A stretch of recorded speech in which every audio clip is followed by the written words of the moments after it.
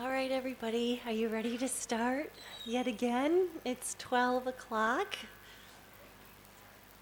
I'm going to remind myself of the schedule once again. Okay, 12 to 1, we have this lecture on falling and immigration.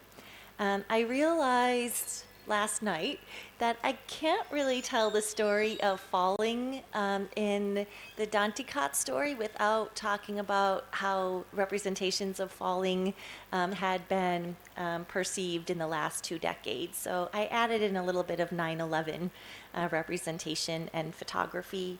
So we have this lecture from 12 to 1 and then lunch at 1, and then we'll all come back for the AI lecture at 2 p.m. Does that sound right? Everybody's on the same page? We're good. Okay.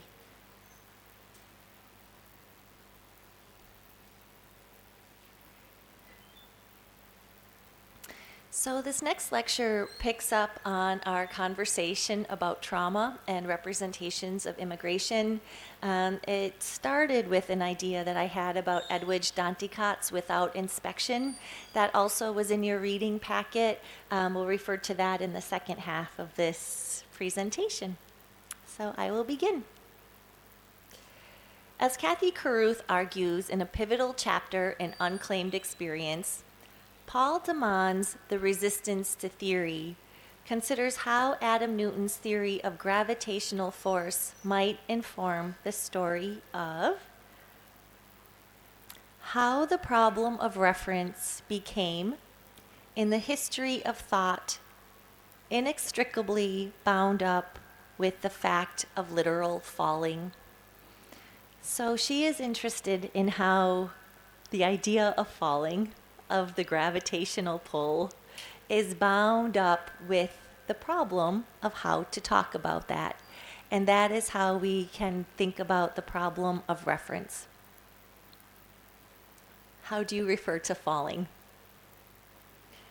According to Carruth's reading of Deman, the problem of reference is exemplified by scientific, philosophical, and artistic questions about how to refer to falling. Falling in this reading is a figure for the difficulty of referring to something that is impossible to fully assimilate into consciousness and the system of language. For Deman and Carruth after him, it is not simply the fact of falling that is a surprise, but also the emergence of the law in 1687 of universal gravitation, describing the gravitational attraction between bodies with mass. So for the scientists, for the physicists, like imagine this, 1687, the discovery, the scientific discovery of gravity, of knowledge that something can fall, and what the science is behind that. I don't know about you, but I'm desperately afraid of falling. I'm afraid of diving. I'm afraid of tripping. Just afraid of falling over. And I think there's something there, right? There's a real discomfort in that idea. And we're going to think about how that helps represent traumatic experience in literature. As Carruth points out, Newton's theory reveals that everything is falling all of the time, so there is never a stable reference point. What we call falling, then, is just a special case of something that is always there. The related problem, Carruth speculates, is not simply confronting the science behind falling, but the fact that there are perhaps no words to refer to such a moment. Granted, many of us survive our perpetual moments of falling perfectly well.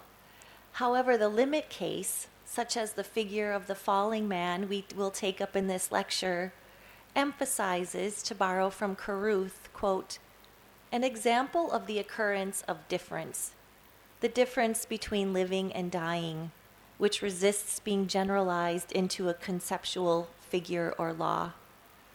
This is the difference that, we recall, appeared in but remained inassimilable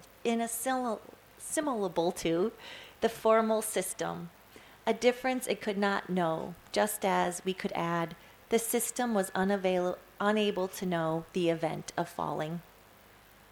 How does one refer to falling, if at all? Not only was the scientific community shaken by the theory of gravity, but those of us who find our faith and strength in the potential of language to convey the unimaginable felt that impact as well. Such difficulty, we imagine, might be undercut by the potential of the image as rendered through the photographer's lens. Back to photography. However, even the photograph, or more precisely, especially the photograph of the falling men in the wake of 9/11, were met not with grief, then horror, then outrage, were met with grief, then horror, then censorship in the wake of 9/11.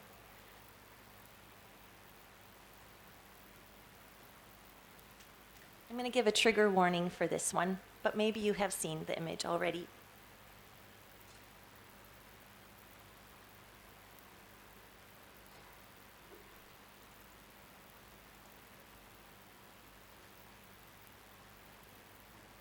Have you seen this before? It was on newspapers all over 9/12/01, and then taken down one at a time when people were horrified and shocked to see it. Tom Junod's award-winning 2003 article for Esquire magazine seeks to determine why, as he tracks especially the search to determine the identity of a falling man in the now iconic photograph taken by Richard Drew, why this was so provocative. Some families, he says, when asked to identify whether the man in the photograph is relation, are hostile even to looking at the picture itself. He ultimately surmises that imagining the possibility of a family member jumping to his death reveals a betrayal of faith, or the quest to return home safely. However, what interests me most about this piece is what connects it to backlash over a mural that I'll show you in a little bit. It is actually, artistically speaking, a lovely photograph. It is perfectly symmetrical. It reveals a sense of freedom and defiance. It is balanced exactly right. It is centered exactly right. There's a kind of grace to it. Critics have said that doesn't matter. This is a traumatic moment in an individual's life, and maybe we are inappropriate to capture it. Perhaps it is Junod's poetic description of the photograph that links it so directly with art. Junod writes in his Esquire magazine article,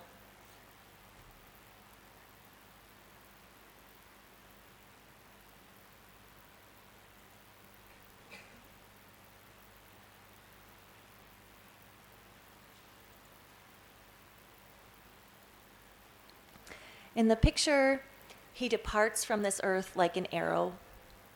Although he has not chosen his fate, he appears to have, in his last instance of life, embraced it. In the picture, he is frozen. In his life outside the frame, he drops and keeps dropping until he disappears. What stands out for me here is the accidental symmetry of the photograph, the fact that the photograph is so balanced. The falling body itself, quote, achieves geometric balance. While Richard Drew has captured a terrible, grisly event here, he has done it with an artist's eye, but is still unable to render the moment any more imaginable than that of any other depiction of falling from that day. It's worth mentioning that the photographer was a fashion photographer. He was on the train going to cover a fashion show in New York City when he had this impulse to get off the train and go to ground zero. And he used his camera to start taking pictures of what he saw in terms of bodies falling. Some readers of the Esquire article, and indeed many family members presented with the photograph when asked to identify the man, think only of the betrayal of suicide when they see this man falling. The photograph asks the viewer to confront many grisly subjects, the terrorist attacks being only one of them. In many ways, this lecture stages an extended conversation with Anthony Lane, who immediately remarked on this disturbing sight of people falling from the ledges on 9/11, and Kathy Caruth, who asked how the problem of reference became, quote, bound up with the fact of literal falling. Caruth had no way of knowing that, not only in the history of thought, but also in the history of history, capital H, reference would pose such a problem to writers, critics, photographers, poets, and novelists who tried to capture the reality of people falling from the ledges. So I want to spend a little bit of time here kind of thinking about the falling man in the context of 9/11, and then think about the falling man in the context of Danticat's story about immigration. Also begins with the fact of a man falling, and how difficult it is for people to grapple with this. Image in literature, image in photography, image in art. Why is that? It sends me back to Caruth saying this is a fundamental problem of the 20th century. I have previously argued in Falling After 9/11 that the problem of reference, bound up with the fact of literal falling in the wake of 9/11, is not that there are no adequate words or signs. The problem, conversely, is that there are too many situations in which we still cringe at the sight of falling. In the 21st century, performance art, photographs, poems, even advertisements seem to refer in excess, addressing not only something totally related to the 9/11 terrorist attacks, but also inextricably calling to mind the memory of the most horrific images from that day and days before and days after. That was not the only time we saw cases of people falling. Tom Junod's short 2012 piece responding to the nearly national hysteria over the recent advertising for the AMC hit show Mad Men bears this out. Are there any people who were Mad Men fans at the time? To advertise the first episode of season 5 of Mad Men, AMC printed a poster featuring a man in a suit, rendered in black and white, apparently falling out of an office window from high above the ground. People were stunned. As Junod argues, when a television network is accused of exploiting a sacred image for its own purposes, it's worth looking once again at the image in question to see what these purposes might be. In particular, it's worth reminding ourselves that the guardians of American culture have been exploiting sacred images since at least 9/12. As for Junod, I do not think he cares as much about the AMC advertisement as he does the, quote, guardians of culture, those who, as I shall argue in a little bit, insisted that Richard Drew's stunning photograph of a man falling from the North Tower be removed from print media altogether. Examples of accusations of writers who appear to be exploiting the figure of the falling man abound in early 21st century literature, which points to my sense that we are now at a particular crisis point in art and literature, a crisis point generated by the fact that whatever images or words or symbols that we use to communicate the experience of falling will perpetually, inevitably, unwittingly point back to trauma we cannot seem to get out of our heads. Junod remarks in his 2012 piece called Falling Madmen that after he published his Esquire piece on the Drew photograph, he got a call from a friend who said, "Well, now you have a book." I asked him what he meant, and he told me that anyone I wanted to write about could be written about for a book called The Falling Man, because in his words, we're all falling men now. And I wonder about that on a metaphysical or a metaphorical level.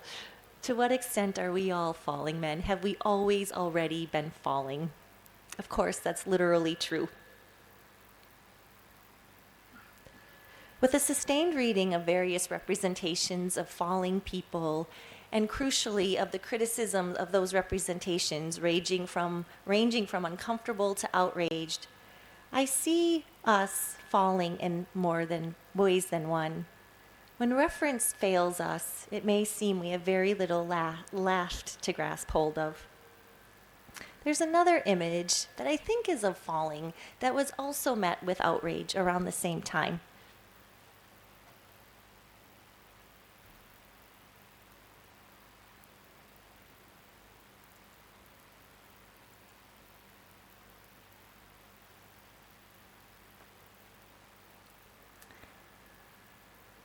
Often in literary and artistic works about falling, critics take offense. Graydon Parrish's mural, Cycle of Terror and Tragedy, commissioned by the New Britain Museum of American Art in my hometown, after 9/11 is a case in point. It was met with criticism that bordered on hostility. In the cases of these critics, the painting is paradoxically too beautiful. It is too polished. It is too symmetrical. It is too clearly an homage to the Renaissance painters who inspired Parrish and, as a result, cannot be taken seriously as a piece that depicts the harsh brutality of the events of war. I think even now, art critics are looking for something more like Picasso's Guernica, right? This fracturing sense of violence. Parrish himself on the phone said that he was devastated by the critical attacks. He was asked to paint something based on his research with his method and then was just attacked repeatedly in big newspapers. It appears as though critics in contemporary art and literary worlds demand representation of trauma fraught with jarring images. It is as though the critical community desires images and texts that are raw and unpleasant in order to convey the unpalatable nature of the pain associated with the day.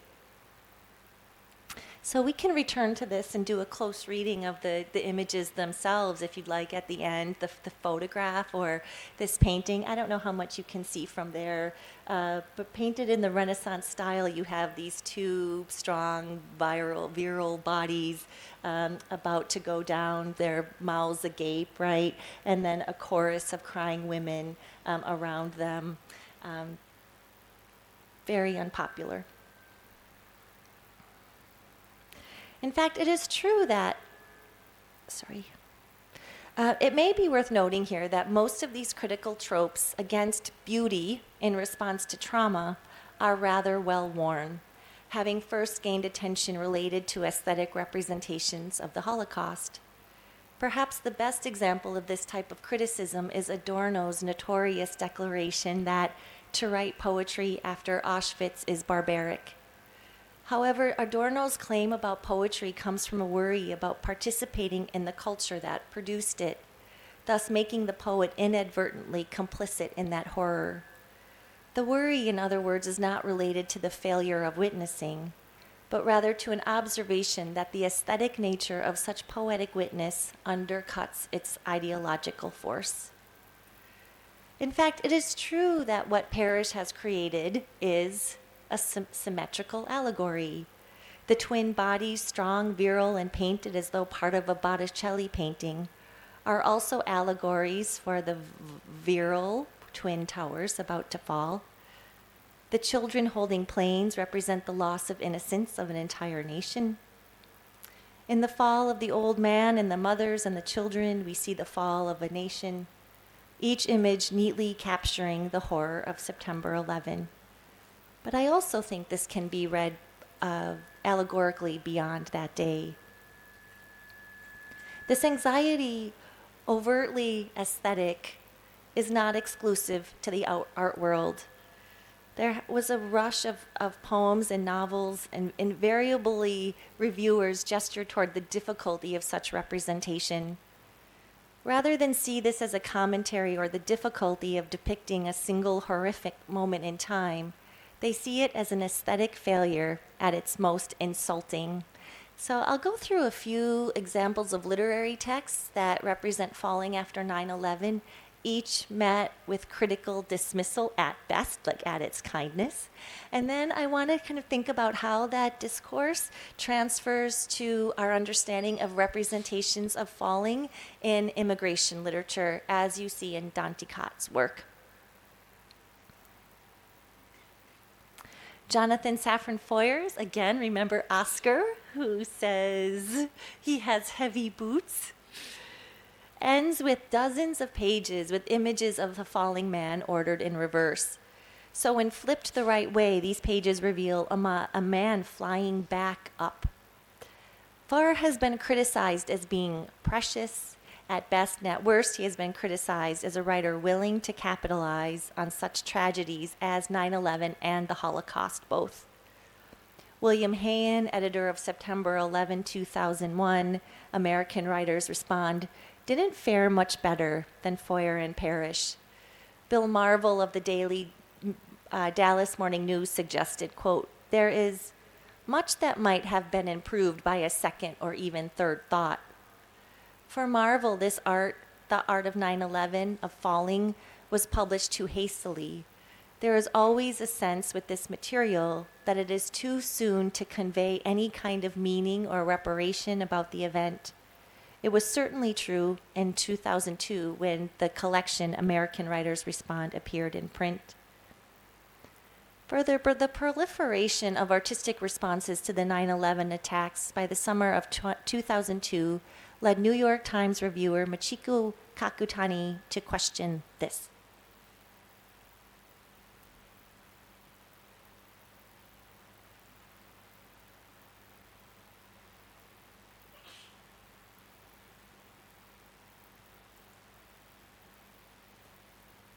Is that distracting with my slides on the left? I forgot how to go to slideshow. And then from current slide. Yes. Thank you.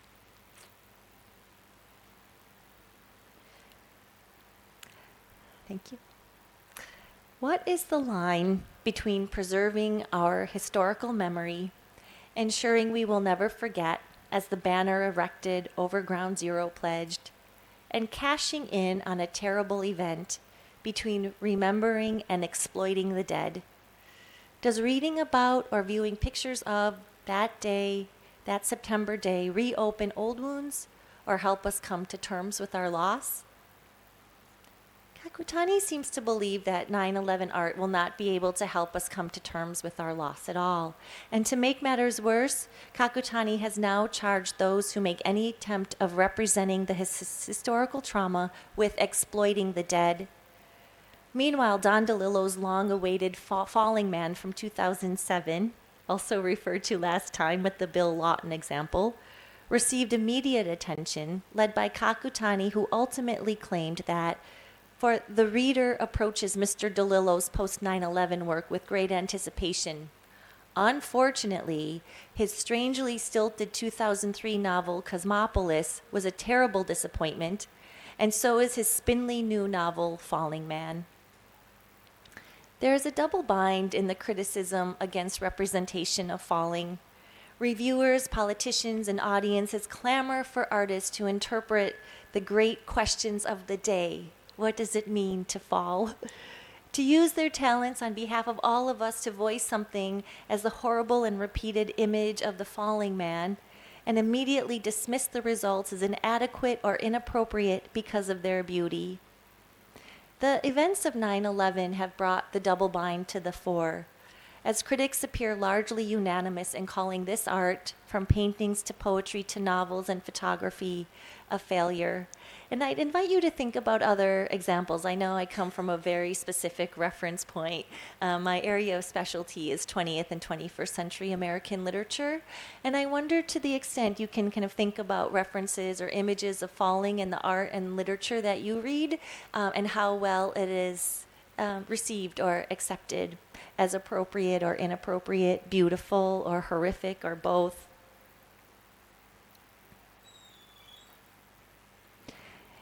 In the cases of 20th and 21st century trauma, those vested with the task of reviewing new work often seem to have rejected representations completely out of hand, either as being too perfect or too imperfect, written too early or too late. They seem not to understand fiction or art as appropriate witness or response to trauma, and as a result, it seems we have reached a crisis point, as I've been saying. A moment where testimony, documentary-style photography, and newspaper reportage have emerged as being somehow more aesthetic and affective, more moving, even than art. I think that's true of the Richard Drew photograph, Falling Man. It was a picture, and it has been read from so many points of view, as an artistic document being one of them. And we might consider, in this immigration context, the power of Valeria Lucielli's Tell Me How This Ends as another example, right? A piece of nonfiction compared with Danticat's Without Inspection, how we might approach or receive or respond to a nonfiction work like Tell Me How This Ends, which is very powerful, belly sadness, right? As opposed to maybe fiction that equally that matches it or might fail altogether.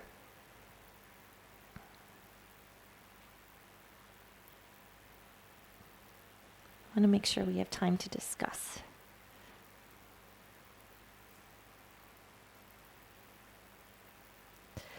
So building on the work of John Duvall, who wrote an article called Witnessing Trauma, Falling Man and Performance Art, I want to think about the vexed image of the falling man in order to consider its failure on almost all accounts and what that failure can teach us about the place of representation in literary arts in the 21st century.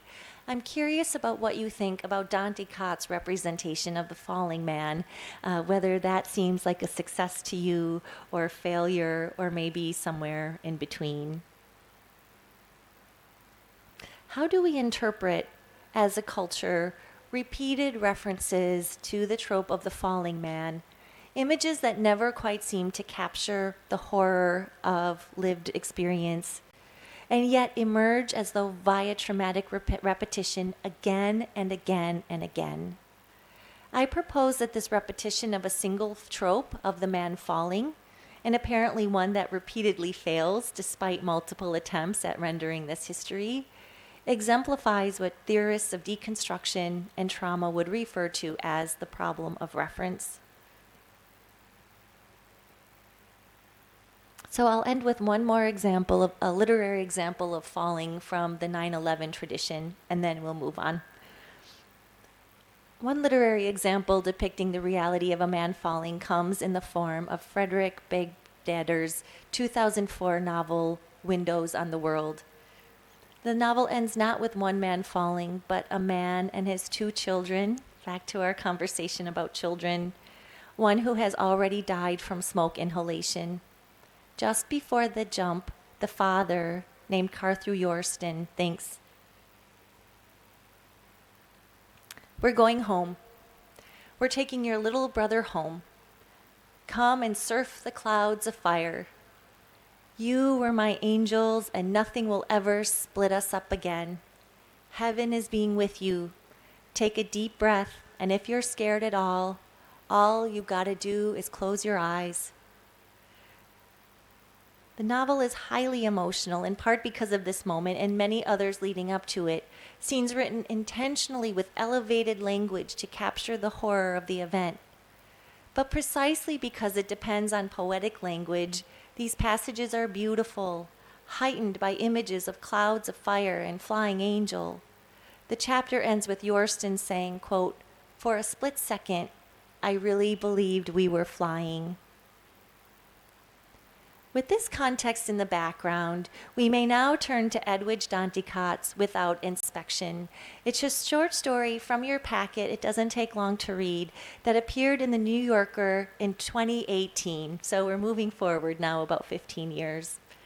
Danticat was born in Haiti in 1969, and it is said that her immigrant experience radically affected her writing. Deborah Treisman has described Without Inspection as a love story between two undocumented immigrants from Haiti who have traveled to Miami by boat. While Danticott agrees it is a love story, Arnold, the protagonist, seems to fall in love with Darlene from the moment he sees her washed up with him on shore. It also seems to be a story of love for the promise of new life in the U.S. Danticott has said in this interview, "When I first moved to Miami from New York, among the recurring news items that often caught my attention was one about boats coming ashore, there's our word ashore, filled with people from either Cuba or Haiti. The Cubans were considered political refugees and were allowed to stay. The Haitians were considered economic refugees and were often sent back.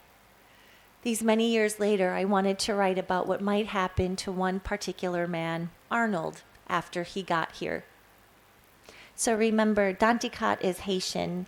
She's interested in the fact that Haitians were considered economic refugees and were often sent back when they arrived on U.S. shores. It gives nothing away, in case you haven't read the story yet, to say that this story also begins with a tragic fall. The very first line reveals to us that Arnold is falling to his death. Quote, "It took Arnold 6.5 seconds to fall 500 feet.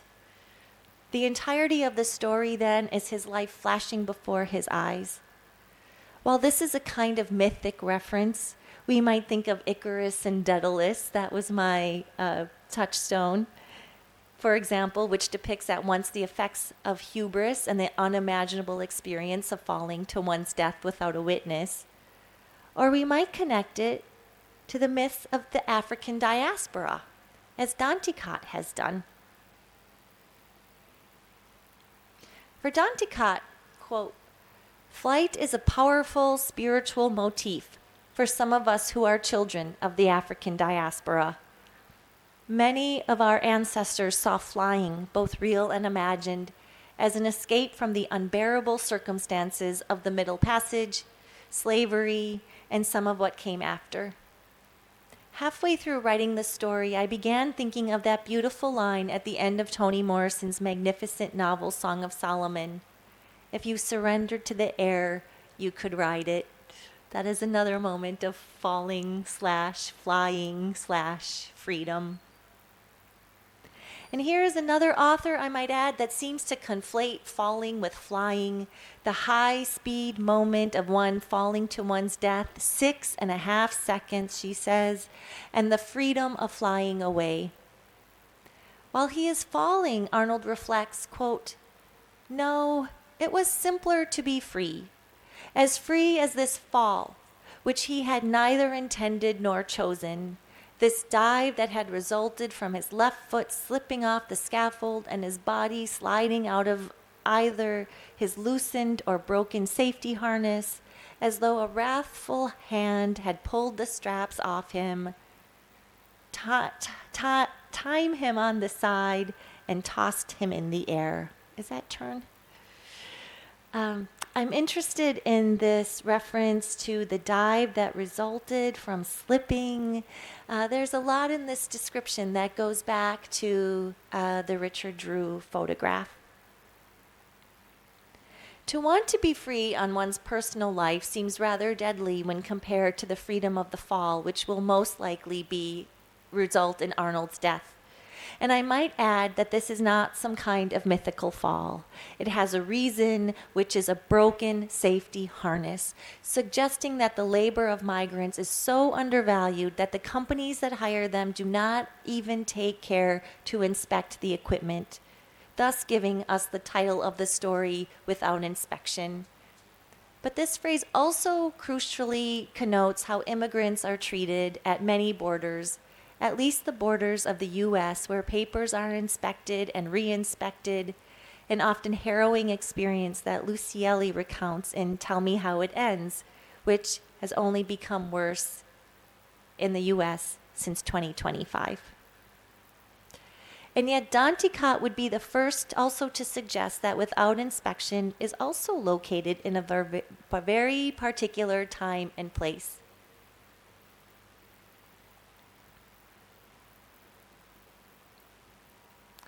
From the moment the idea for the story first came to me, I imagined it as a story in which the main character is falling and is considering the most important moments and people in his life. I think that framework gives some flexibility to the narrative, she says, some elasticity, because that experience would be very different for each of us.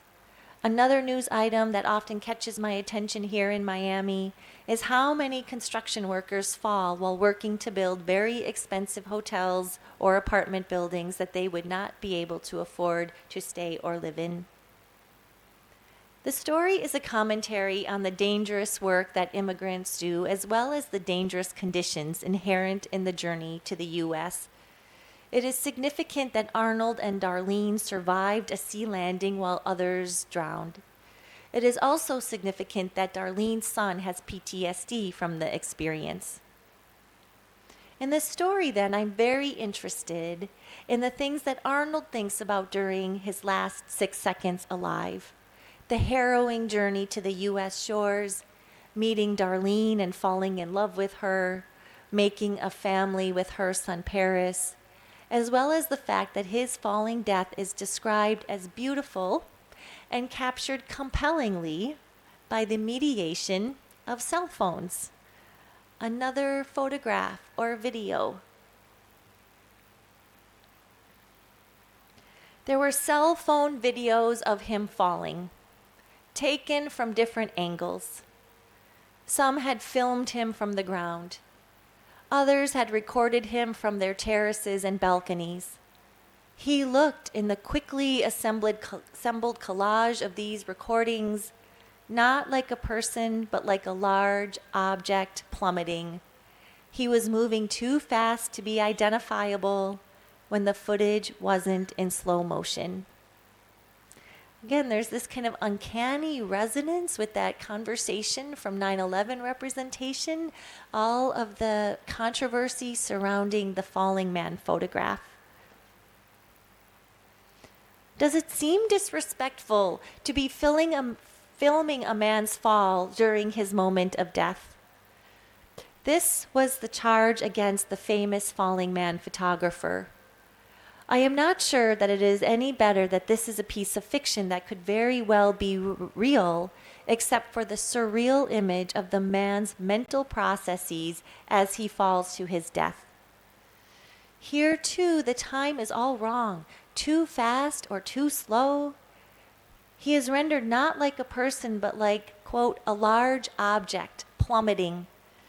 Despite every possible angle of him captured, we begin to wonder whether this could ever offer proper representation of the falling death of an immigrant.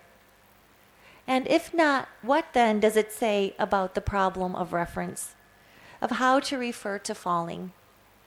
But just as soon as I turn my interest in the representation of representation, I remind myself that I must not forget that in writing about the death of an immigrant worker, Danticat chooses surrealism, the surrealism to represent death in the story, to alert us maybe to the realities of workers in general. On the one hand, the media shows up, the construction company issues a statement. Danticat tells us, quote, that news trucks with extended antennas were lined up across the street, and reporters were interviewing both his co-workers for passers-by, and some of whom claimed that they had seen him fall. His body had failed wildly at first, they said, then plunged directly into the cement chute. His life is summed up here by news outlets, witnesses, and passers-by. I can't help but notice the focus on, quote, some of whom claimed that they had seen him fall. Is it possible, really, to see a body falling? The real truth of this man's life comes only from him, from his focalized narration, his loves and loss, his memories of making the journey by boat, and to making a living and a family in a new country. Even though it is safe to assume he has physically died after landing in the cement truck, the story gives him a future or afterlife, given the verb construction beginning with would. I should have given you this as a passage. If you have time, you might want to look at the last paragraph of the story. The representation of would be, I think is a really interesting way to give him a future life. Would is like future tense, right? Like Darlene, he would also have two loves that outlive lovers, Darlene and Paris. That construction could easily point to an ending of his life, but then it looks to the future. He would keep trying to look for them. He would continue to hum. He would also try to guide Darlene back to the beach. These are fictional futures that can only work in the short story. To the news outlets and construction company, he is just another body. He is already dead. The question remains for critics as well as for us. Does this figure of falling work to tell the story of the trauma of immigration and migration?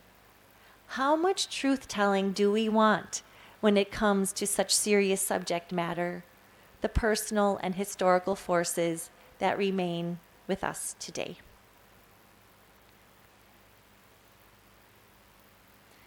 So my discussion questions in light of this argument about representations of falling through history, falling in traumatic memory, falling in particular with regard to this immigrant worker in a Haitian American story.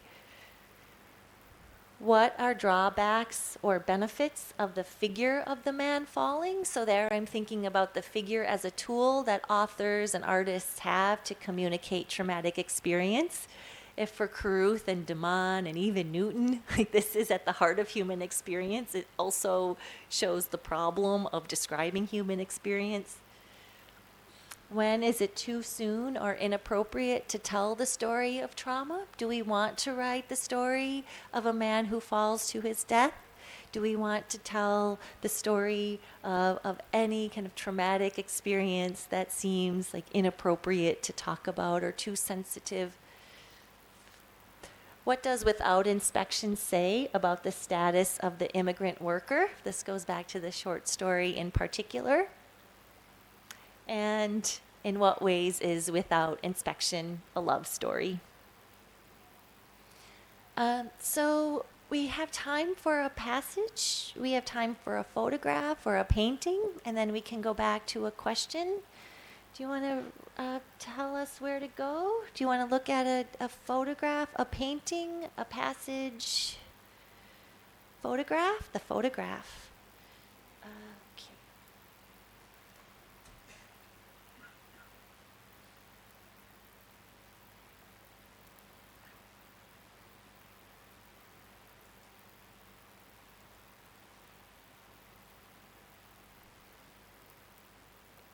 What do you think about this? Why did this photograph of a man falling have the world on edge? Why were newspaper rooms getting phone calls saying, pull that photograph right now?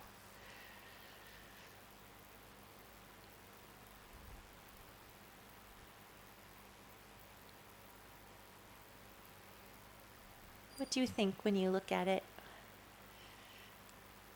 Yes, thank you. Oh, we need microphones. Sorry, to your right. Yeah. Oh, sorry, we'll come back down here.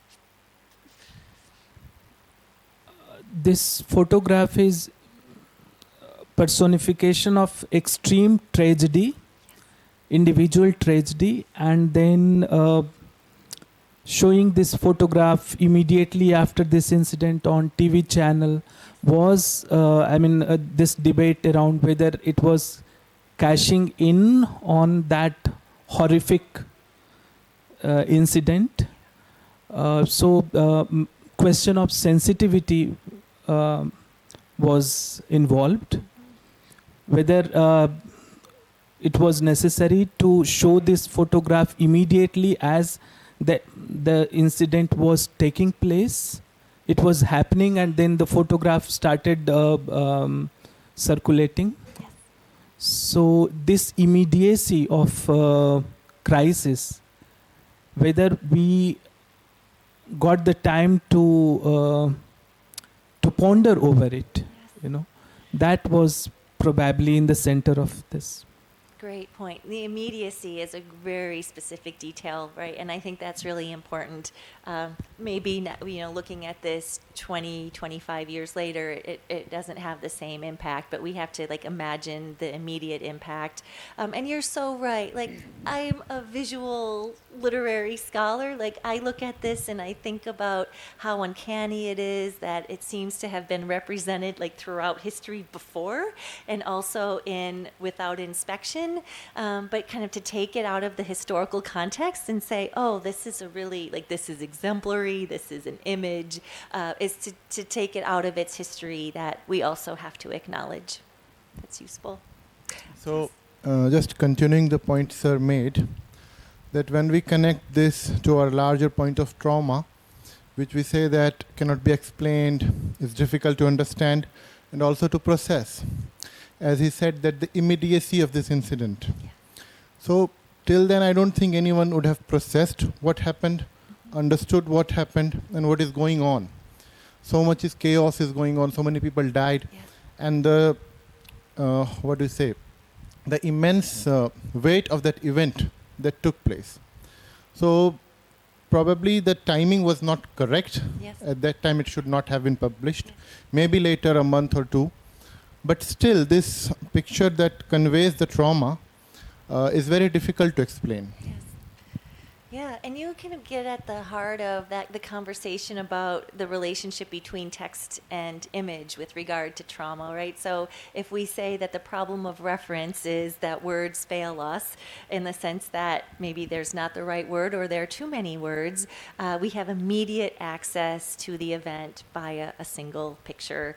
And that's very powerful and very important, but also maybe has this kind of risk factor too. So and probably that's the answer to your question that you asked, why so many newspaper editors were getting calls to get it pulled off. Yes, I see. The immediacy. Yes.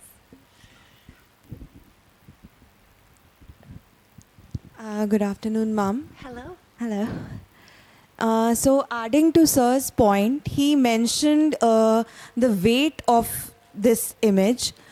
Something that struck me, not just in this image, but throughout this presentation, was the word falling, and this might start going into biblical territories.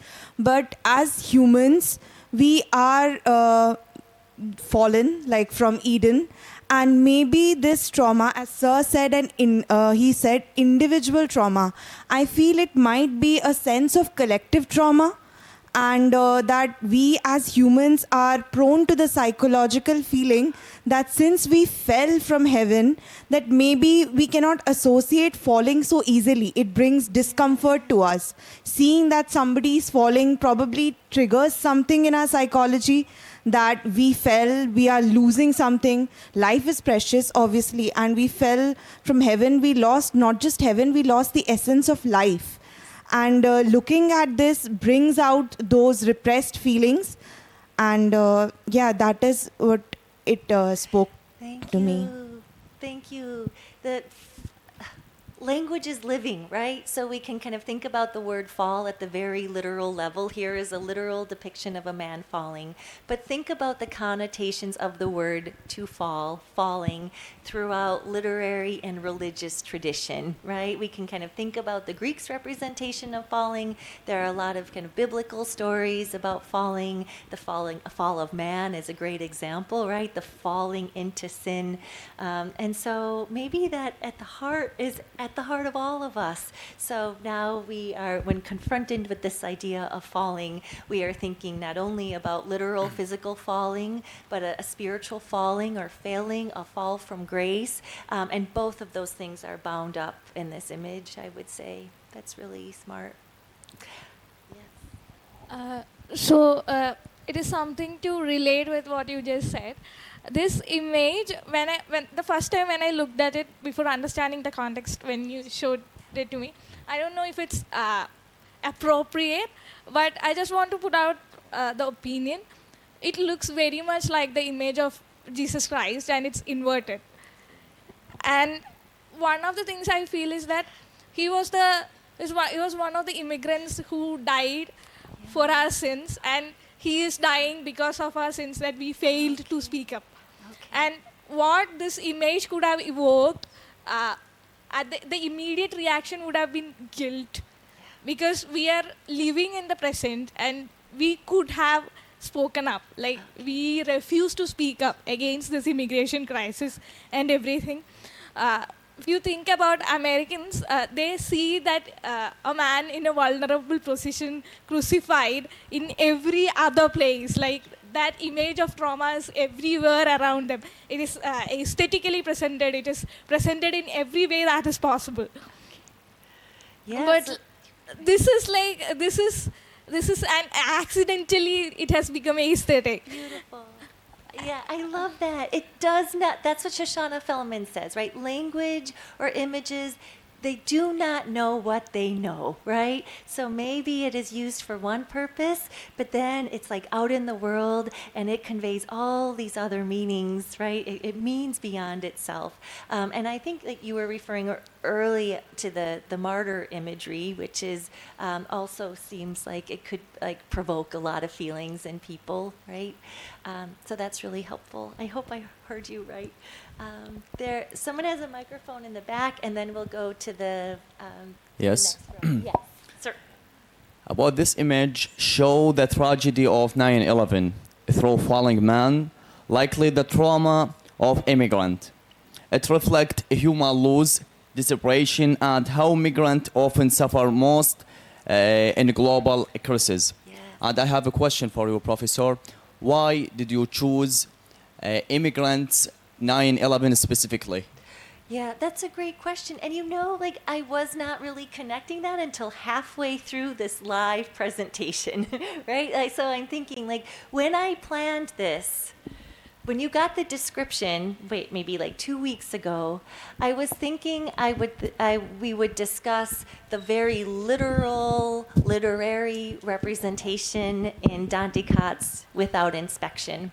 And then I was thinking, maybe you want to know why I'm so obsessed with falling. I was drawn to Dante Cott's story because it's about an immigrant experience, and I wanted to spend today thinking about how the story of the migrant or the immigrant can be spoken about within a discussion of trauma studies generally. But then last night I was thinking, maybe I should show how the idea or the image of falling has been received in the last 20 years. So we have 9/11's, representation of falling on the one hand, and we have Dante Cott's representation of falling in the context of immigration. I mean, I think that's so interesting. Dante Cott, a Haitian American writer, chooses to tell the story of a Haitian American immigrant through the story of his falling. Maybe that's the question we could ask Dante Cott, right? But that is there. It exists in the world. So I'm not sure if I'm trying to say that this is an immigrant story. It's certainly like there's a way in which we could talk about the way that this image was described as it's transported into Dante Cott's story. Maybe that wasn't on purpose, but I see it. That's my connection. And I should go back to, this also is a worker, right? This was a worker on the very top floor. He was a server in the Windows on the World restaurant. I love your question. I should kind of think about whether he has an immigrant story, right? And how would that tie together our conversation about immigration and how it's represented through the figure of falling. So I answered your question with a question. It's really good. Yes. Ma'am, to me, the posture of this man seems so calm and relaxed. It is as if while he's falling in those few seconds, he has sort of made peace with his mortality. And maybe while this picture was getting taken, he was thinking about his family and his happy memories. Yes, I mean, don't you see, like, reading retrospectively, like, is this our Dante Cot character who is, like, thinking about his life in, 5.5 seconds or something, right? And we can impose on this image what we want to see, which is maybe it does look peaceful and serene, right? Like, we have no idea what is going on in his head. That's what Dante Cot's fiction allows us to imagine. Yeah, and maybe that's a part of why people thought this was provocative. We all looked at this and thought, oh, it's so perfect. Like, artistically speaking, there is a kind of calm parallelism to it. And maybe that's not what you want the takeaway message to be if you are trying to depict the moment itself. Yeah, really tricky. Behind you. Where on one hand we see this image as really aesthetic or pleasing to eyes, more artistic, in my opinion, why they would have asked to take down this image could have been because, like Kareth states, that trauma never comes at the right time. Hence, this picture sort of points out at the uncertainty of any one of us being in that state, being in that position where somebody chooses the volunteered involuntary death or a suicide that isn't a choice but is occurring because there's no other choice. So to me, this is what the picture translates. Yes. I love that you're reading the history of this photograph as the history of trauma itself. This photograph did not come at the right time. It is out of time. It is both too soon and too late. And the other thing you're talking about is like the emotional resonances. Like some people looked at this and thought, this is such a private moment. This man has had to make a decision to take his own life. And I know that the idea of suicide is very provocative in a lot of communities, right? Especially for his family. When they were like trying to locate his family, they said, we have nothing to do with this. No person in this family, no person I love would choose to take his life.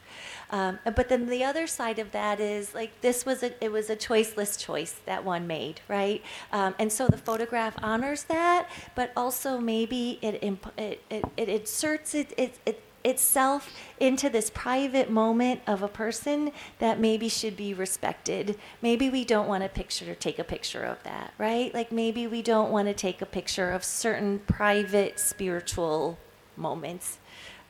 So you're absolutely right in kind of pointing up the double bind of the very fact of this image itself. Yes? To add something with their point, I want to say that this picture symbolizes the human condition that is stuck between life and death. I mean, life is a cycle of life and death, and this picture, the man is stuck between this life and death. Yes. Remember, Juno said that his friend called him and said, "Congratulations! Now we know we're all falling men now, right?"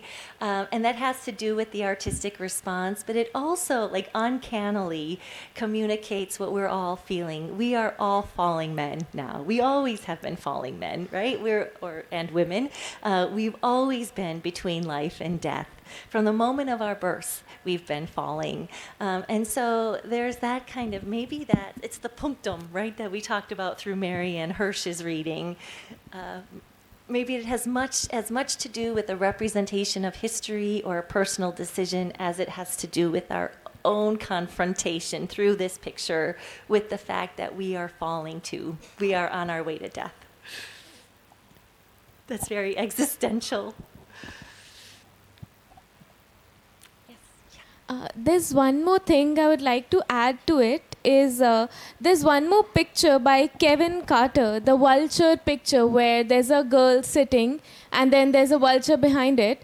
So what provokes is that the photographer is more interested into showcasing his skills rather than throwing an attempt at saving the life of somebody who is into such a vulnerable state. Yes. Both of these pictures sort of translate to that. Beautiful.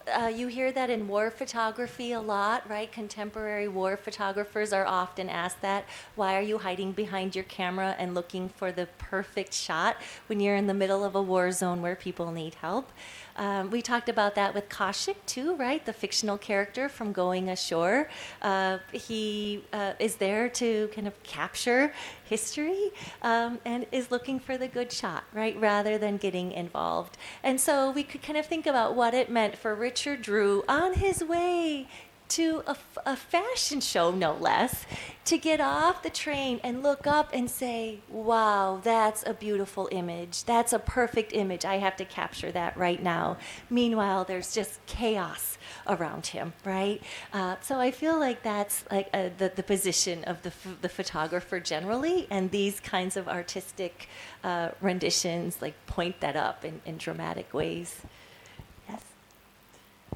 Ma'am, as much as it's important to save these pictures from public viewing because it triggers trauma, but I think it's also very important to publish them, not immediately, but to wait for some reception, is because it is to identify who we are while witnessing these pictures.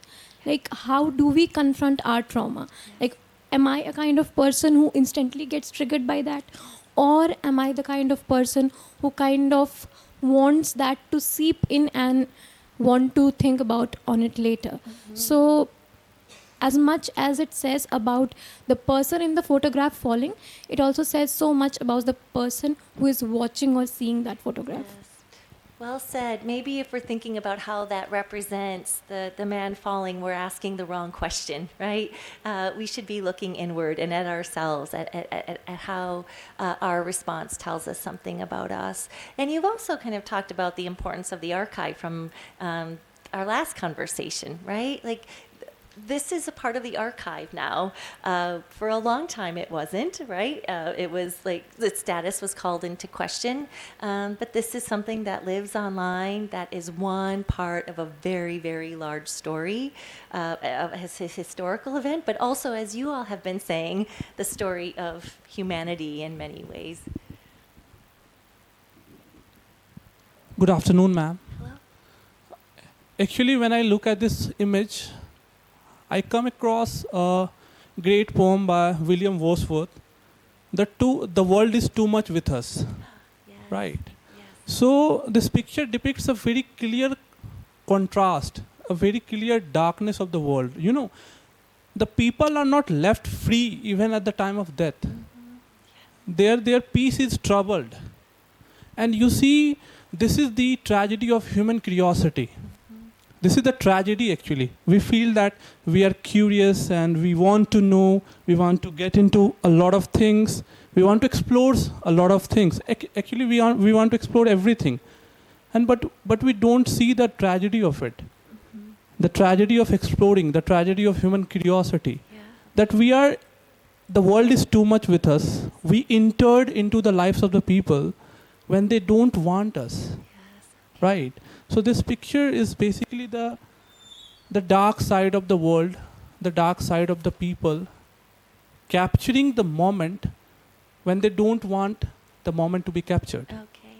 Yeah. So this is what I feel. Yeah, that's great. I mean, nobody asked this man, right? If we could take his Yeah, picture. definitely. And so we might focus on him, but look at what's in the background. The world is too much with us. I love that saying. I say that a lot, actually. The most stunning part, even though the man is centered, as if he were painted there, right? Centered right directly in the middle, is a huge building, a skyscraper, right? And the way the light falls, half of it is darkened by shadows, the right half is lit up.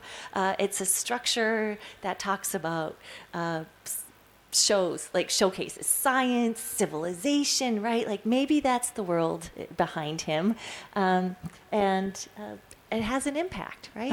And one more thing, ma'am, also, like you said, the picture, the man is centered in the entire, canvas, right? Yes. So you see the the urgency of knowing the feelings of a man, the urgency of knowing the state of the man, rather sensing the tragedy. We are into a lot of knowing things rather than sensing them. And actually the feeling makes a difference, the knowledge does not. I feel so. When you sense something and when you know something, it has got a vast difference. So we are much into knowing something, whether it's trauma, whether it's tragedy, whether it's the falling man, whatever it is, but we fail to sense. Yes. And that's actually the center of the picture depicts. We fail to sense. Yes, that's great. So this is, thank you. Thank you. I think that should be the last word, right? A focus on our failure of mastering this yet again, this question and this image. So thank you, everybody, for being engaged for our the last lecture of the morning. I think it's lunchtime now, right? And then we'll come back at 2:00.